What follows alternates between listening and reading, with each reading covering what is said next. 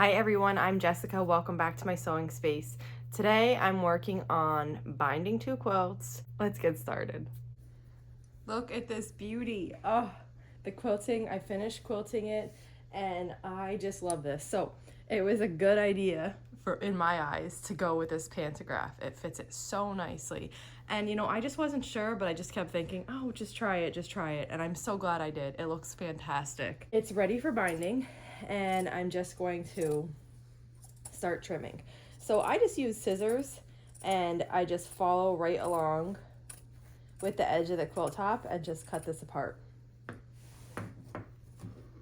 And then later I will go back. You can see here there's some stitches into this area because I went a little bit past the quilt top just in case my layout wasn't exactly square.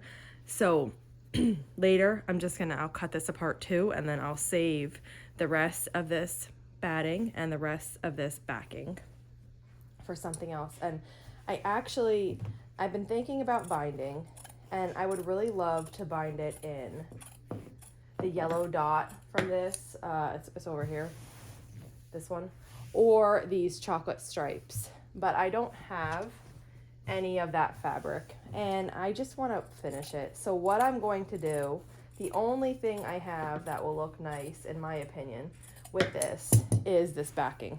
I'm going to use the same fabric that I use for the backing on the binding too. I don't know that I've ever done that before. I usually go for something different, but from the front it'll look very different, and then from the back it'll just match. I'm good with that. So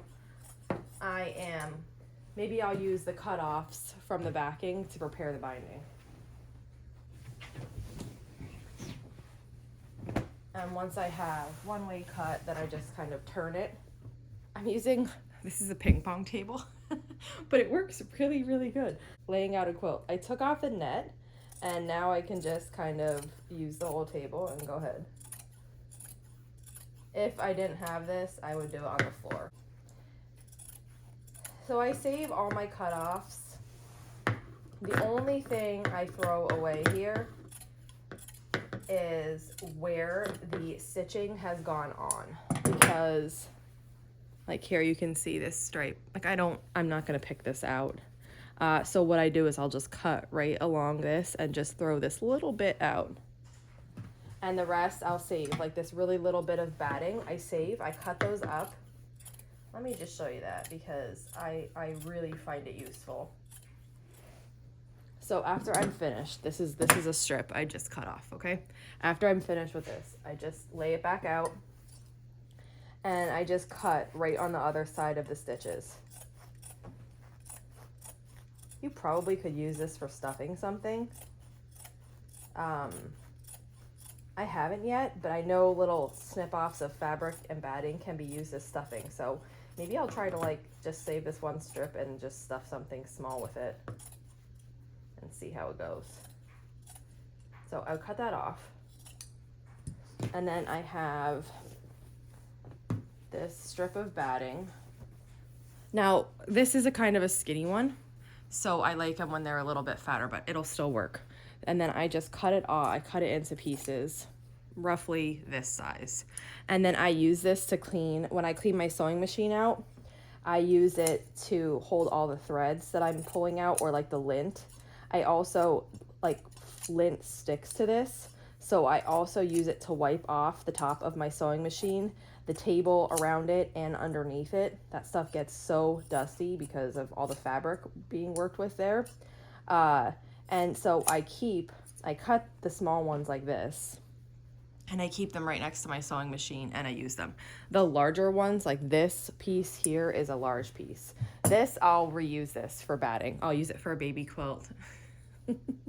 And it's a cozy cat bed too. I'll use it for a baby quilt or any kind of smaller project. The cutoff of the fabric, I could use this for my binding, or it would go in my scrap bin, either way.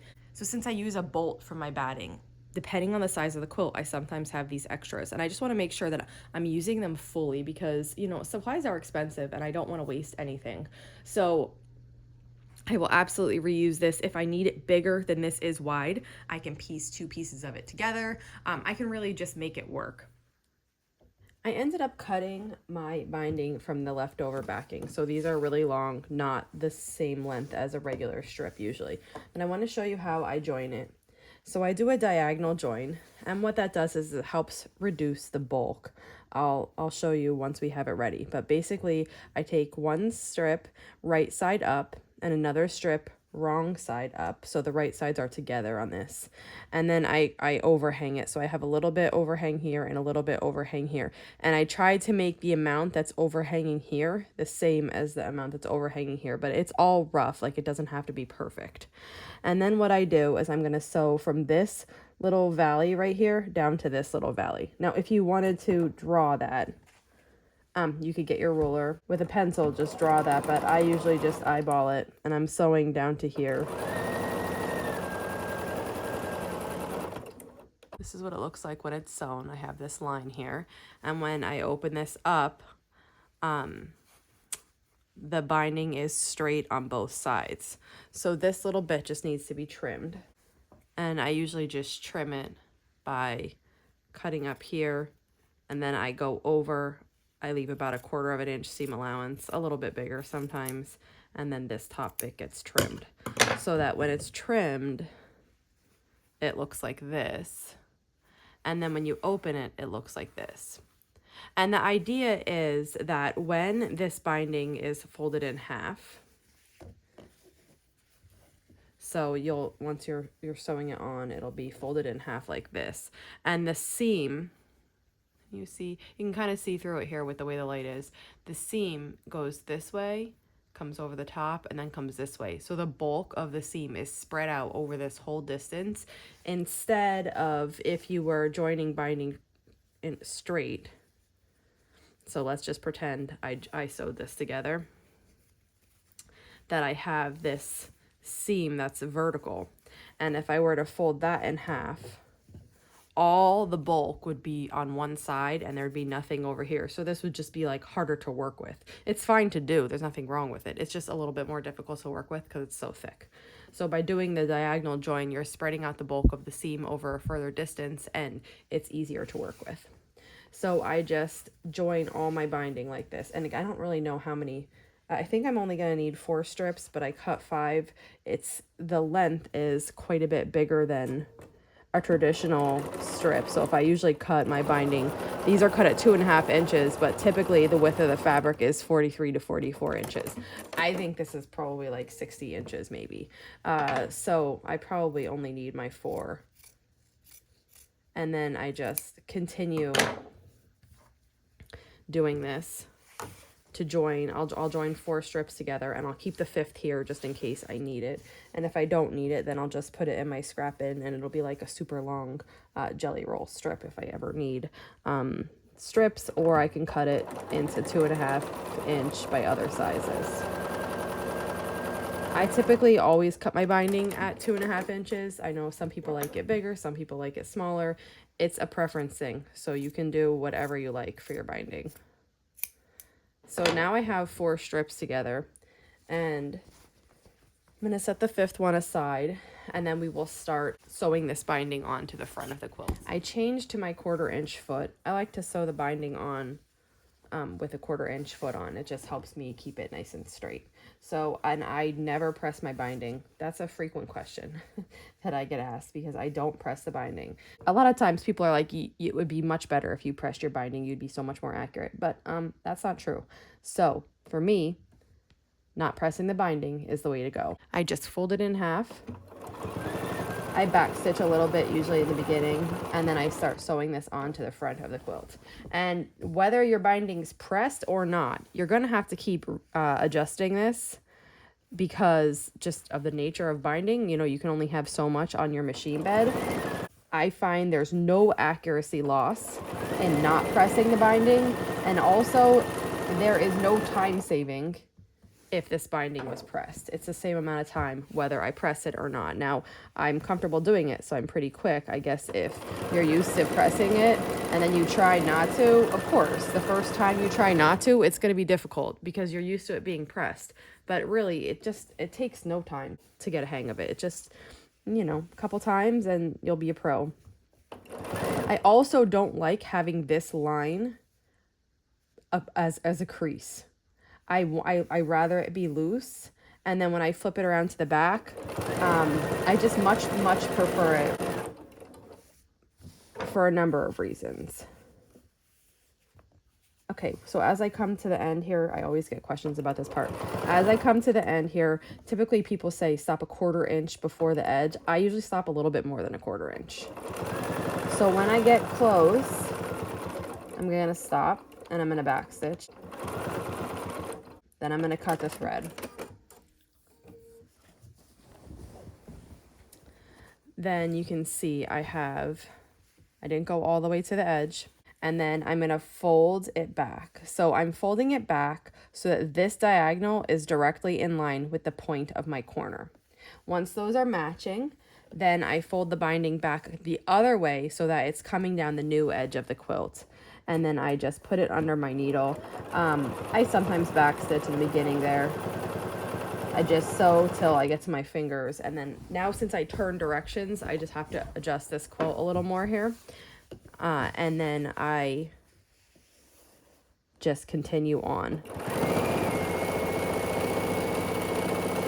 The bigger the quilt is, the more cumbersome this step usually is. Because if it's a big quilt, you can have a lot to deal with to the left of your machine, in your lap, behind your machine. But the smaller quilts are much easier. And I just repeat this all the way around.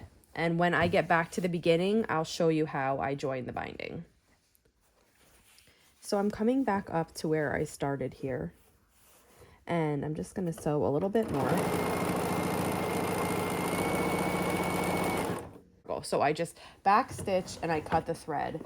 I'm turning the quilt so that you can see where I'm at. So right now I have this much space. So let me measure this. This is only 9 inches. But you basically just want enough room to be able to work on overlapping this and getting it right.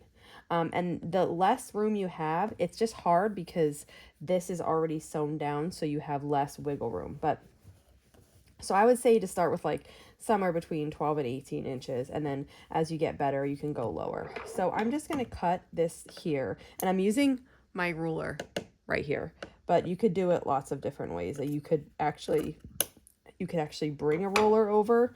You want to overlap your binding the same amount that it is wide.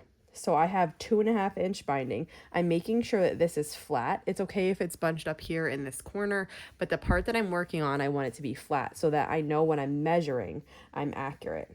So I'm overlapping this. I cut it at the 8 on my ruler, and I'm going down to 5.5. So I want to make sure I'm accurate. Now, another way to do this, if you didn't have a ruler right here, is just snip off a little bit of your binding. And then you're going to put your binding, because this is 2.5 inches. This is your binding, and you're going to lay it there, and you're going to make sure that the amount that you're overlapped is the same width as this, so 2.5 inches. So now that I have that, we're good. And then what you do, this is the part that can feel tricky if you don't have enough room. So I used to get this mixed up in the beginning and sew it on wrong. So I just want to show you exactly what I do. The left piece of the binding comes out and just goes flat down. The right piece of the binding, here it is closed, you open it up, and then you're going to pull it toward. Now, if you had more room, you wouldn't have to fold the quilt, but since I only have 9 inches, I need to fold this in a little so I could reach. You're going to pull this so that it's overlapping. So this is going to look just like when you join the binding in the beginning, the diagonal join, but you're repeating it here. It's kind of like upside down a little. So the amount you have sticking out is roughly the amount you want sticking out here. And then you're going to turn the quilt, and you're going to sew from this little valley down to this little valley. Now, if I left more space, I wouldn't be dealing with this folded edge. I'd be able to have a lot come out. So in the beginning, definitely give yourself a lot of space. And then you're just going to sew across this. And I used to change back my foot to a flat foot, but I found out that it actually works for this little bit, even though I have a 1/4 inch foot on and I'm sewing over the fabric without the 1/4 inch seam, that it will still work. Now I have this. So the test, before you cut anything, you want to make sure that you did get it right. So you're going to open the quilt and have it lay flat. Now your binding should be flat against your quilt. If you don't have enough binding, it's going to ripple up like that. If you have too much binding, it's going to be floppy and it won't lay flat. And if you sewed it the wrong way, like I mentioned, I'd done in the beginning, sometimes I like turn this the wrong way, it wouldn't lay right. Like I'd be looking at the inside. It was just strange. But this is correct. So now you can open this back up. Sometimes you have to bend the quilt just a little bit. Open this back up and you're going to trim, leaving about 1/4 of an inch seam allowance right here, like that. And then when you put this back, it's going to be exactly what you need. So you just go back under the needle. I like to back stitch here, so I start back stitch, and then I'm just going to have it lay flat. Make sure both my sides, like I'm making sure that the underneath is also matching the edge of the quilt, and then I just sew here.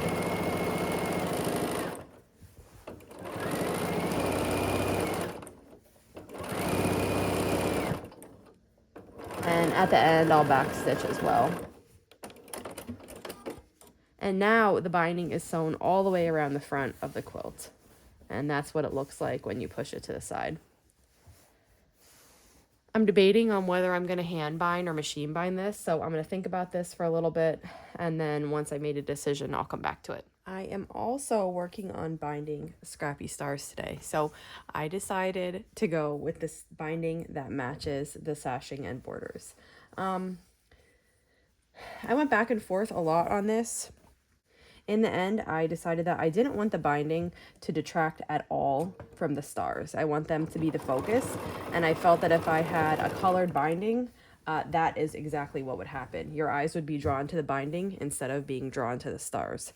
And I want the focus on this one to stay on the stars. I am going to bind this in exactly the same method that I did the other quilt. It's going to take quite a bit longer because this one is massive, but it feels good to be finishing up. So I'll be here binding this for a while, and I'll show you what it looks like when I'm finished. So that's it for today. I'm going to ponder on if I want to hand bind or machine bind these quilts.